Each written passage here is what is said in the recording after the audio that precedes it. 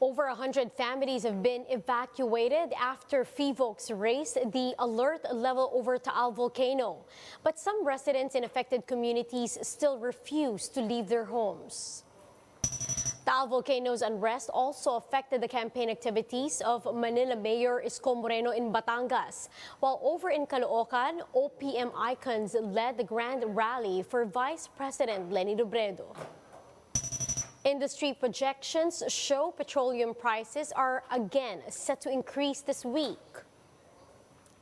Panagbenga Festival's Fluvial Parade makes a comeback this year in Baguio. And college basketball action returns in the UAAP as season 84 opens with a quadruple header.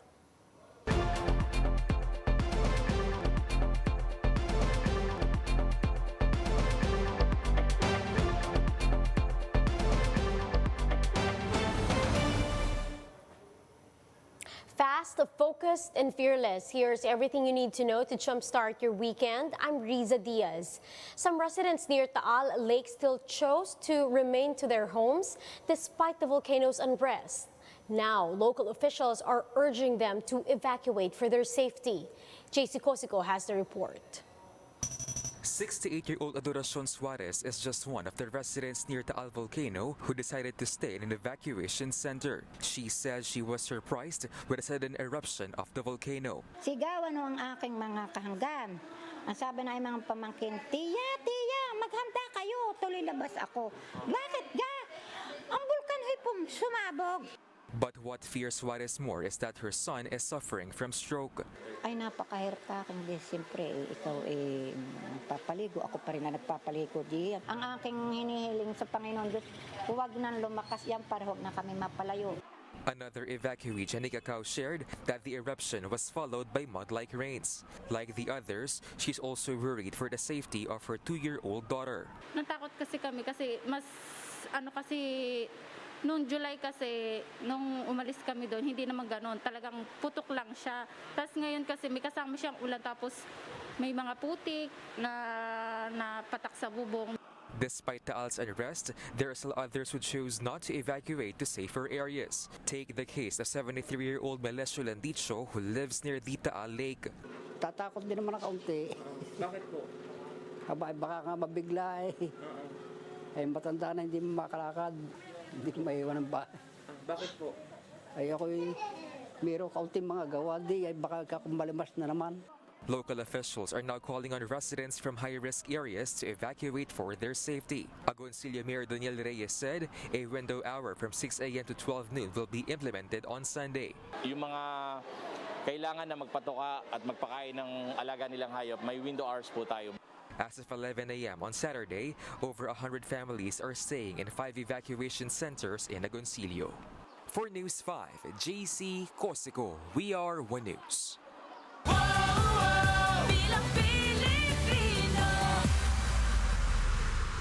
Presidential aspirant Isko Moreno cuts his Batangas campaign short after the Taal volcano unrest. Moreno ended his speech early before some 2,000 Batangueños after FIVOX raised alert level 3 in areas near the Taal volcano.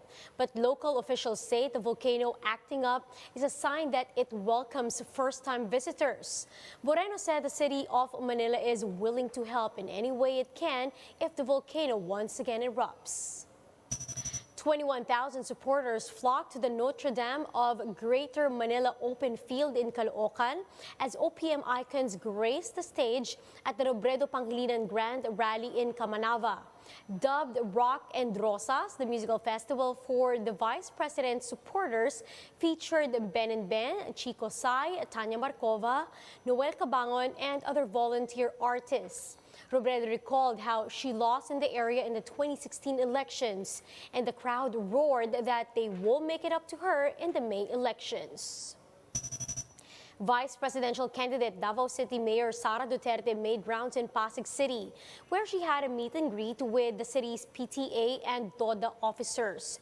She also talked to some vendors at the public market and thanked local officials for her warm welcome in the city. And the Lacson-Soto tandem takes their campaign to Pasay City along with senatorial aspirant Guillermo Eleazar. The newly independent presidential will talk to hundreds of people as they held another town hall meeting. Recall that Lacson resigned from Partido Reforma a few days ago after top officials expressed support for Vice President Leni Robredo. Lacson said the real reason he was dropped by the party is because he refused to contribute 800 million pesos to the party's campaign funds. Meanwhile, Eleazar remains a member of the party but maintains that he continues to support Lacson. We'll be back with more stories after the break. Keep it here on One News.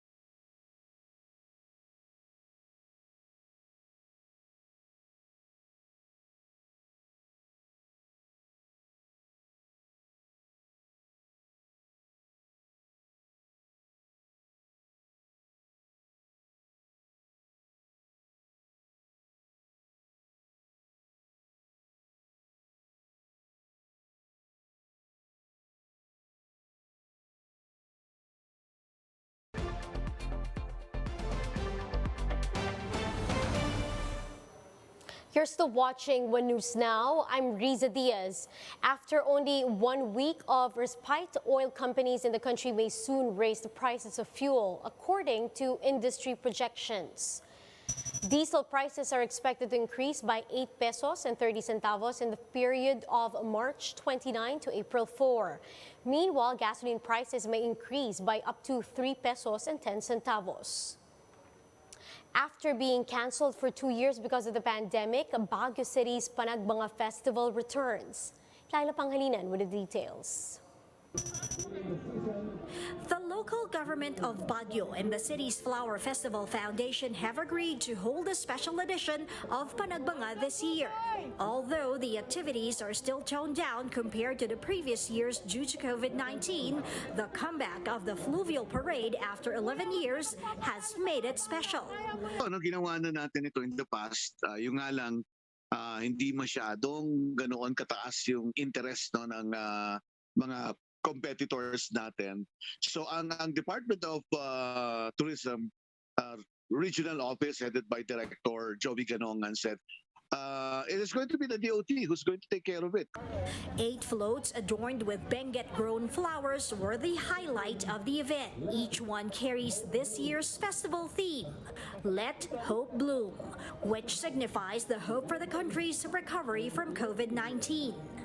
For one, boat concessionaires in Burnham Park were heavily affected by the crisis. We live and breathe tourism here in Burnham Park. Ito yung ikinabubuhay ng Baguio, mostly tourism. So, matindi yung epekto ng pandemic. But with the easing of restrictions, the demand for boat rides have also increased. Gia Limpin, head of the boating concessionaires in the park, is hoping for more tourist arrivals. We're thankful. I just learned about the other night that Baguio's tourism is even higher than Boracay. Aside from the cold weather, visitors can also get a glimpse of the Panagbanga Open Landscaping Exhibition inside the park. A fireworks display is also expected to light up Baguio sky on Sunday night. The Session Road, meanwhile, is closed for vehicles to give way to the store's selling of local products. Those who are planning to visit the city must have an approved quarantine tourist pass from the Baguio Visita app. For News 5, Laila Pangilinan, we are One News.